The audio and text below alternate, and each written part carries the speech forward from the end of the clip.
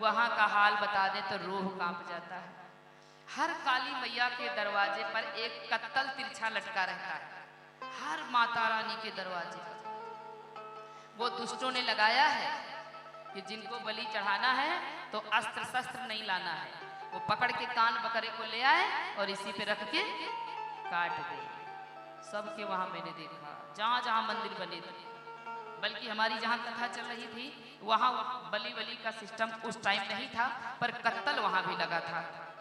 हमने कहा ये कब होता है, तो उन्होंने कहा ये हम लोगों के वहाँ की प्रथा है कि गांव के भर के लोग कम से कम हजारों बकरा इकट्ठा करते हैं और यहाँ पर खचाखच की खोपड़ी उड़ाई जाती है। हे भगवान, इससे माता रानी को खुश करते हैं। हमको नहीं लगता जो बलि देते हैं बड़े खुश रहते हैं, उनके घर में तो और ज्यादा हमको संकट नजर आता है। लोग कहते हैं बलि दे देंगे तो हम खुश हो जाएंगे।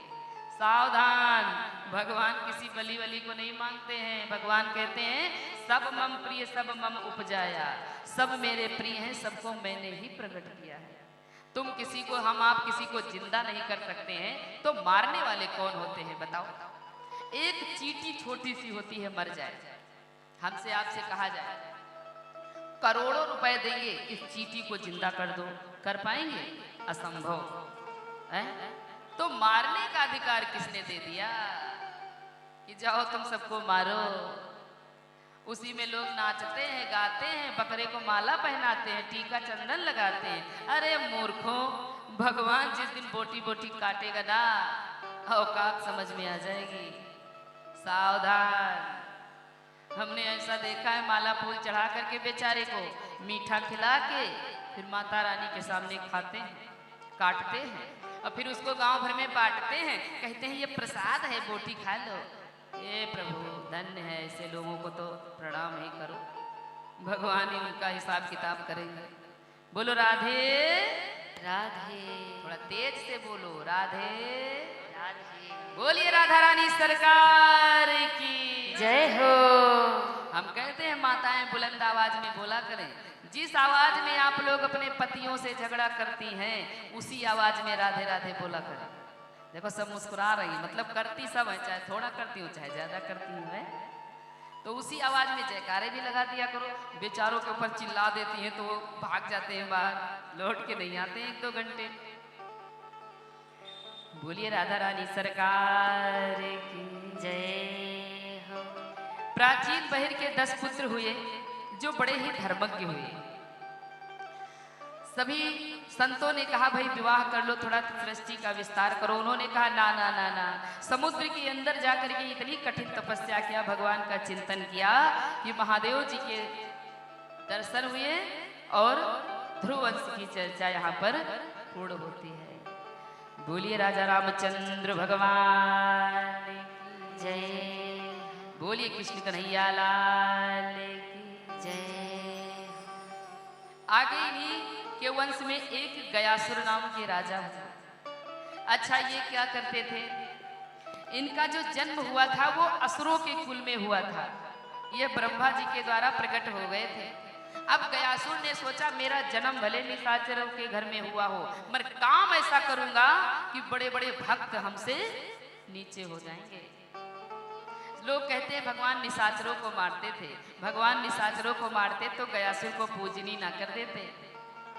भगवान किसी को नहीं मारते, सब अपने कर्मों से मरते हैं। अब गयासुर ने क्या किया कि उन्होंने कठिन तपस्या किया और तपस्या करने के बाद जब भगवान प्रसन्न हुए तो भगवान से मांगा उन्होंने कि प्रभु हम चाहते हैं कि जो भी हमको देखे, जिससे भी हम मिले, उसके पाप नष्ट हो जाएं और वो भगवान के धाम को जाए, नरक के दर्शन भी ना हो। अच्छा, भगवान भी प्रसन्न हुए, बोले तथास्तु। अब तो गयासुर जा जा के मिलता, सबसे मिलता, बढ़िया आशीर्वाद देता ताकि तुम्हारे पाप कट जाए, वैकुंठ जाओ। अब तो यमपुरी खाली हो गई, नरक में कोई दिखे ना, सब वैकुंठ। पाप करे तो वैकुंठ, पुण्य करे तो वैकुंठ। अब देवताओं ने कहा प्रभु ये आपने क्या कर दिया है, सब चौपट कर दिया है। भगवान ने कहा क्या हुआ? बोले प्रभु लोग इतना पाप करते हैं पूछो ना, और गयासुर के दर्शन करके वो भगवान के धाम को चले जाते हैं। अच्छा, एक काम करो तुम लोग, जाओ जहां गयासुर रहते हैं वहां पर एक अनुष्ठान की रचना बनाओ, यज्ञ, और उसी से कहो कि हमको यज्ञ करना है, कोई पवित्र जगह बताओ। देवता गए, गयासुर से बोले कोई अच्छा स्थान बता दो, हमको यज्ञ करना है। गयासुर ने कहा हमसे बढ़िया कोई तीर्थ होगा, आप हमारी पीठ पे यज्ञ करो। देवताओं ने कहा हे भगवान, इसके अंदर परहित कितना छुपा है, हमारे ऊपर करो। अच्छा तो लेटो भाई। अब यज्ञ की रचना जब ऊपर बनाई जाने लगी तो वो खिसकने लगा, खिसकते खिसकते 5 कोस में बढ़ गया, उससे भी न जाने कितने भक्तों का उद्धार हो गया। अब गयासुर के पीठ पर भगवान ने एक पत्थर को रखा, पत्थर के रखने के बाद भी गयासुर खिसकता गया। अब भगवान आकर के स्वयं अपने पैरों को रखा।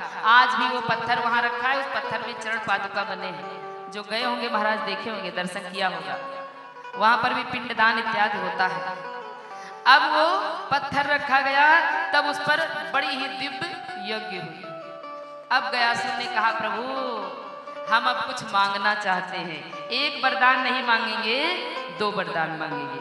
मांगो मांगो बेटा मांगो, क्या चाहते हो? गयासुर ने कहा जो भी अपने पूर्वजों का श्राद्ध पिंड दान इत्यादि यहाँ करने आए, उसके पूर्वजों को मुक्त कर देना भगवान, हम यही मांगते हैं। हम नहीं जा सकते हैं तो भक्त तो यहाँ आएंगे। दूसरी बात, आप सदा इस पत्थर पर विराजमान रहोगे। और प्रभु अपने लिए भी कुछ मांगना चाहते हैं, क्या मांगना चाहते हो? सदा सदा के लिए भगवान आप हमारे हृदय में निवास करें। भगवान ने कहा तथास्तु। तो आज भी गया में जाते हैं और सब लोग अपने पूर्वजों के लिए श्राद्ध पिंडदान इत्यादि करते हैं। बोलिए गया धाम की जय हो। हमारे हरिद्वार में बैठे श्री सुखदेव जी महाराज राजा परीक्षित को कथा सुना रहे हैं। राजा परीक्षित बड़े सुंदर सुंदर प्रश्न करते हैं। कहते हैं महाराज ध्रुव वंश में जो ऋषभ देव हुए थे, इनके पुत्र तो जो भरत जी हुए थे, उनकी कथा को हमको सुनाइए। अच्छा, ऋषभ देव जी महाराज जी के 2 पत्नियां थी। एक पत्नी से हमारे भरत जी महाराज थे और दूसरी पत्नी से भी 2 पुत्र थे, एक पुत्री एक पुत्र। भरत जी हमारे क्या करते थे? गंडकी नदी के किनारे बैठकर स्नान करके भगवान का भजन कर रहे थे, खूब जोरों शोरों से भजन कर रहे थे। उसी समय एक गर्भवती हिरणी आ गई, प्यासी थी। अब वो पानी पीने लगी तो शेर ने जोरों से दहाड़ दिया। जब शेर ने दहाड़ा तो हिरणी बेचारी डर के मारे भगी और भग के जैसे नदी को क्रॉस करना चाहा कि उसका गर्भ छोटा सा बच्चा नदी में गिर गया और नदी में गिर गया और हिरणी भी जाकर के उधर गुफा में मर गई। भरत जी हमारे बड़े दयालु जाकर के छोटे से बच्चे को ले आए। अरे भगवान, अब मैं इसको पालूंगा, इसकी माँ नहीं है। अच्छा, चाहिए तो ये था कि ले लिया था, थोड़ा बड़ा हो जाता छोड़ देते, लेकिन जिसको अपने पास जितने समय तक रखोगे आपको उससे आसक्ति हो जाएगी,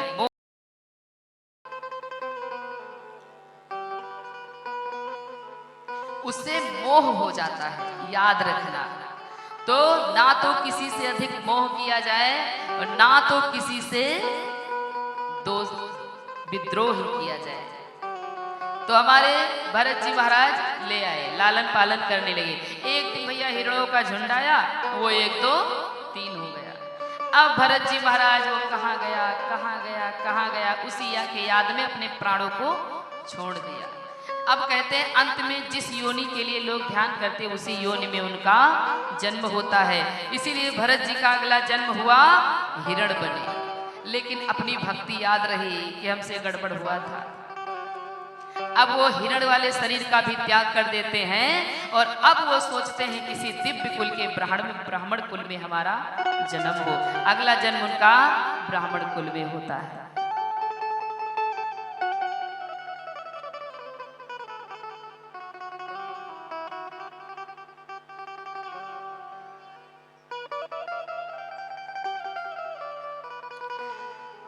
तो महाराज वो जड़ भरत जी महाराज अब बड़े सतर्क हो गए कि भैया अब गलती हुई तो हुई, पर अब हमसे नहीं होगी।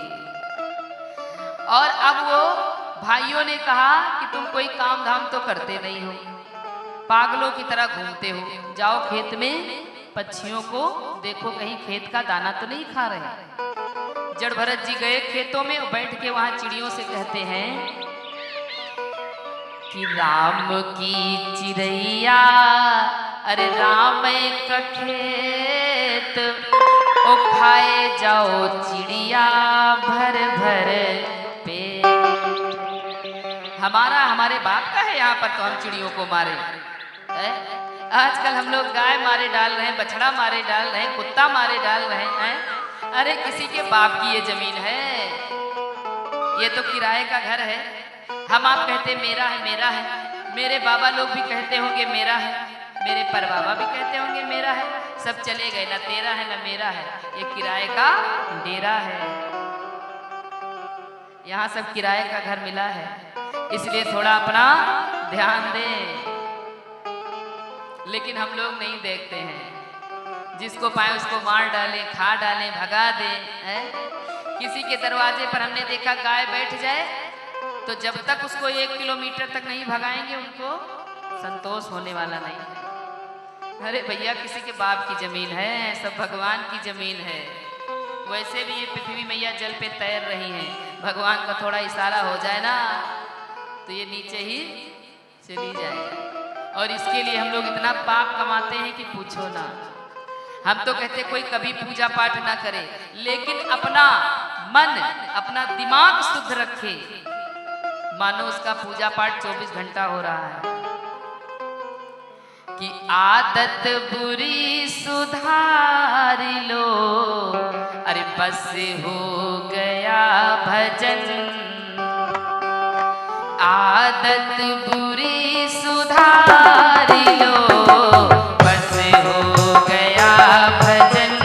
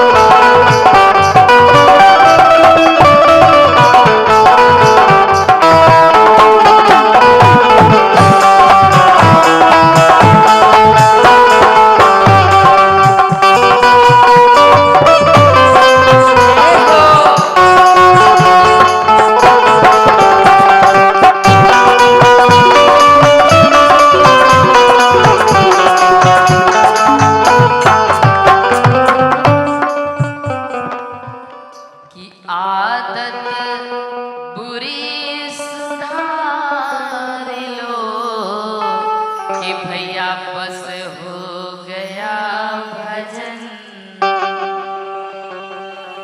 अपनी आदत अच्छी कर लो ना, बस मानो आप 24 घंटा भजन कर रहे हो, 24 घंटा भगवान के सामने घंटी बजाए और गलती से दरवाजे पर कुत्ता बैठ जाए, उसको ऐसी लाठी मारे कि बेचारा वो उसकी पड़ी खुल जाए।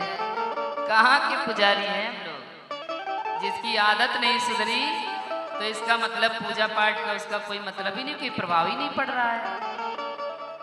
तो इसीलिए भगवान की कथा कहती है कि बस अपनी आदत यदि अच्छी बन जाए हमारी आपकी महाराज, तो मान लो हम हर समय भगवान का याद करते, भगवान की पूजा करते हैं। जड़ भरत जी महाराज ऐसे थे कि घर का काम तो कर ही देते थे, कोई कहे कूड़ा फेंकिया हो फेंक आते। हमको आपको अभी शर्म लग जाएगी है, हमको आपको हो कोई कह दे कि थोड़ा सा हमारा काम कर दो तो ऐसा शर्मा जाते पूछो ना। हम जवान हैं, समर्थवान हैं, अच्छे हैं, लेकिन हमेशा काम दूसरे से ही करवाना चाहते हैं। काम दूसरे से तब करवाना चाहिए जब आप अस्वस्थ हो, कोई दिक्कत है, कोई परेशानी है। अब बात बात में किसी से कहोगे काम, तो घर का है तो चाहे गुस्सा होके कर ही दे, बाहर का कह देगा तुम्हारे बाप के नौकर हैं क्या? अच्छा उन्होंने कह ही दिया तो क्या रह जाएगा बताओ? इससे अच्छा है भैया अपना काम स्वयं करना चाहिए है? कोई कर रहा स्वेच्छा से तो अच्छी बात है, किसी का मन नहीं है तो उसको प्रेशर मत दिया जाए। अपने आप को भगवान से मनाओ कि प्रभु हम स्वस्थ रहें, मस्त रहें, आनंद में रहें और हमको दूसरे की सहायता ही कभी करानी ना पड़े। ये कोई अच्छी बात है? लेकिन बहुत लोगों की ऐसी आदतें खराब होती हैं महाराज की पूछो ना। ऐसी आदतें खराब करके ना पूरा ग्रुप ध्वस्त कर देते हैं। एक गिलास पानी भी हुआ, मांगने का तरीका भी उनका देखो, पानी ले आओ, वो भी पलट कर कह दे रहा तुम्हारे बाप के नौकर है क्या? अरे मांगना ही है तो थोड़ा प्रेम से कहो भैया एक गिलास पानी हमको भी पिला देते। अरे नहीं मन होगा तो भी वो दे देगा। अरे वाणी ऐसी बोलिए कि मन का आपा खोए और औरन को शीतल करे आपो शीतल हो।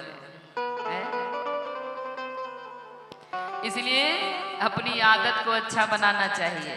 हम लोग पढ़ लिख खूब जाते हैं लेकिन न बैठना जान पाते, न बोलना जान पाते, न दूसरे का सम्मान करना जान पाते। अपने से कोई श्रेष्ठ बैठा है, जैसे आपके बगल में कोई बैठ गया, संत बैठ गया, कोई बैठ गया, तो कभी कभी हम लोग किसी की आदतों को देखते हैं कि कुर्सी पे जब बैठेंगे भी तो एक के ऊपर पैर रखेंगे और जो बगल में बैठा होगा जूता की नोक उसी की तरफ रखेंगे और 2-2 मिनट में हिलाया भी करेंगे और हाथ में चाबी हिलाया करेंगे। ये कहाँ का नियम है, कहाँ का व्यवहार है? कोई श्रेष्ठ बैठा है, कोई पूजनीय बैठा है? बैठने का तरीका भी नहीं आया। तो पढ़ाई लिखाई तो मैंने बहुत किया लेकिन ज्ञान कुछ भी नहीं आया। बुजुर्गों को देखो कितना सम्मान करना जानते थे। आज हमारे जड़ भरत जी से कोई कुछ काम कह देता तो मना ना करते। अच्छा तो पड़ोसी भी काम लेने लगे, पड़ोसी लोग भी कह देते जाओ मेरा भी काम कर दो, सबका कर देते। अब एक दिन वहां पर एक दुष्ट व्यक्ति था जो डाकुओं का सरदार था, शूद्र नीच बुद्धि वाला था। वो कामना पूरी करने के हेतु उन्होंने संकल्प किया था कि हे माँ यदि मेरा काम पूरा हो गया ना तो मैं किसी व्यक्ति की बलि चढ़ाऊंगा। अच्छा लोग जब मानते भी हैं तो ये नहीं कहते हम अपनी बलि चढ़ा देंगे। अरे बलि जानते हो किस चीज की चढ़ाई जाती है? अपनी गंदी आदतों की बलि चढ़ा दो। जो बात बात पे गाली गलौज, बात बात पे उल्टा बोलना, उसकी बलि चढ़ाओ। यदि चोरी करने की आदत बन गई उसकी बलि चढ़ा दो। बलि हम लोग दूसरे की मान के आते हैं कि हमारा ये काम कर दोगे पूरा तो हम पड़ोसी की खोपड़ी काट के तुम्हारे दरवाजे पे चढ़ा देंगे। ऐसा लोग मानते हैं। तो कुछ लोगों ने ऐसे ही मान रखा था। अब वहां जड़ भरत जी को देखा तो जड़ भरत जी को पकड़ लाए, नहलाया धुलाया, उनको भोजन कराया और भोजन कराने के बाद उनकी बलि चढ़ाने के लिए बैठा देते हैं।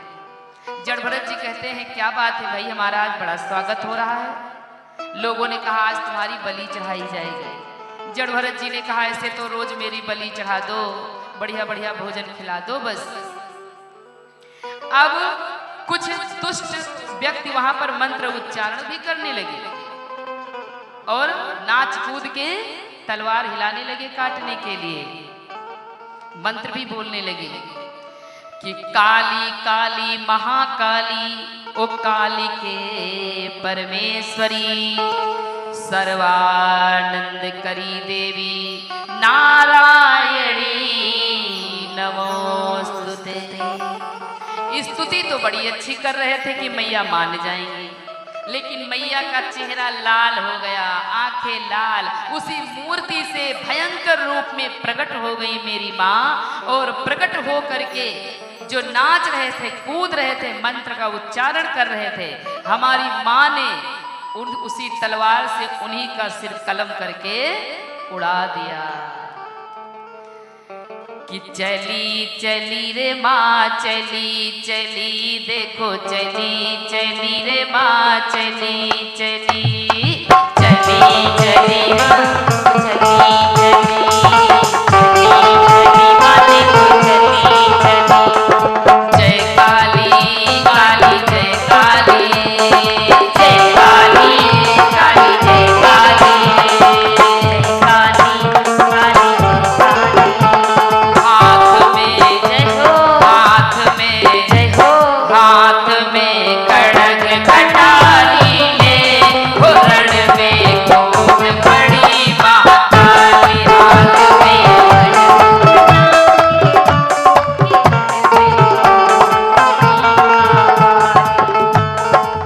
कूद पड़ी महाकाली, रण में कूद पड़ी महाकाली, कूद पड़ी महाकाली, रण में कूद पड़ी महाकाली। हाथ में जय हो, हाथ में जय हो, हाथ में खड्ग कटारी ले, रण में कूद पड़ी महाकाली। हाथ में खड्ग कटारी ले, रण में कूद पड़ी महाकाली।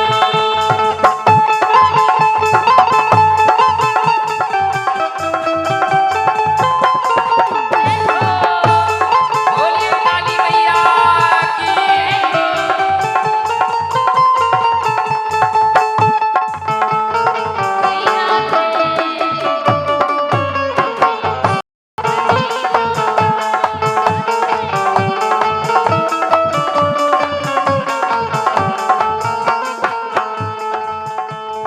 हाथ में खप्पर काले वस्त्र, हाथ में खप्पर काले वस्त्र, ले त्रिशूल अरु अस्त्र शस्त्र, ले त्रिशूल अरु अस्त्र शस्त्र। हाथ में खप्पर काले वस्त्र, हाथ में खप्पर काले वस्त्र, ले त्रिशूल अरु अस्त्र शस्त्र, ले त्रिशूल अरु अस्त्र शस्त्र। मार के जय हो, मार के जय हो, मार के चली की भिखारी माँ के हाथ में ले खप्पर की थाली।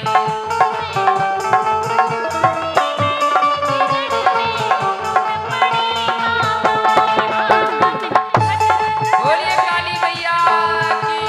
जय हो। जोरदार तालियां।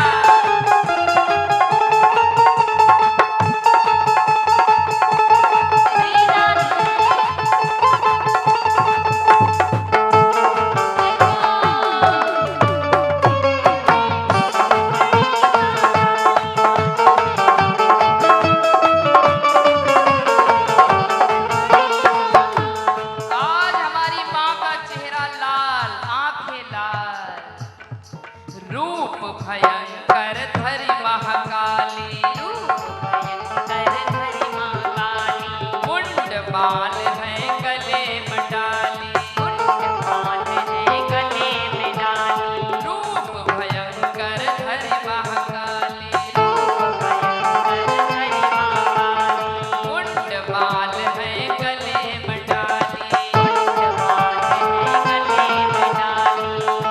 चली बड़े जय हो, चली बड़े जय हो, चली बड़े भय भय काली माँ की दोनों हाथ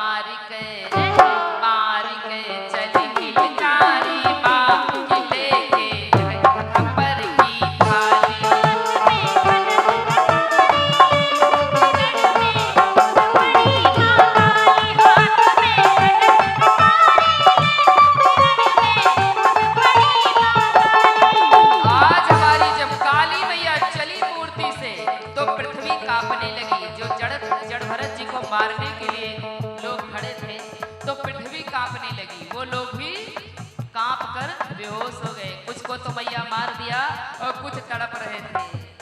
मारे गुस्से में धरती अंबर कांप रहे हैं, धरती अंबर कांप रहे हैं, धरती